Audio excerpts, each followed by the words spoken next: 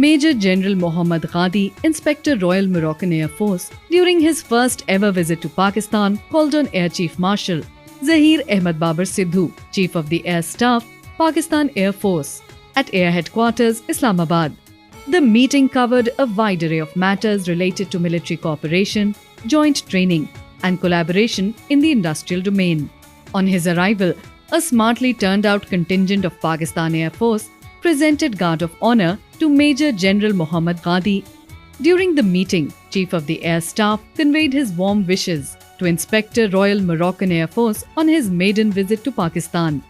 The Air Chief highlighted that both brotherly countries enjoy long-standing historical ties and reiterated his resolve to strengthening military partnership through full collaboration in joint training initiatives in the entire spectrum of air power application, which will include basic and tactical level training for Moroccan Air Force personnel. Both the dignitaries expressed a deep desire to consolidate the existing ties, focusing on collaborative training programs, joint military exercises, and industrial cooperation.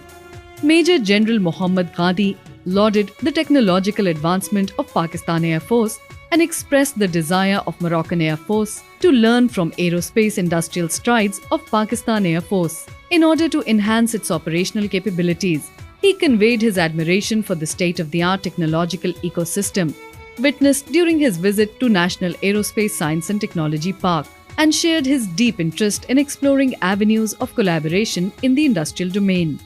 The dignitary also visited various installations and technological infrastructure established at Air Headquarters, Islamabad, including National ISR and Integrated Air Operations Center and PF Cyber Command. The meeting between Inspector Royal Moroccan Air Force and Chief of the Air Staff Pakistan Air Force signifies a resolute commitment to reinforce military partnership, fostering collaboration and promoting robust relations between the two countries.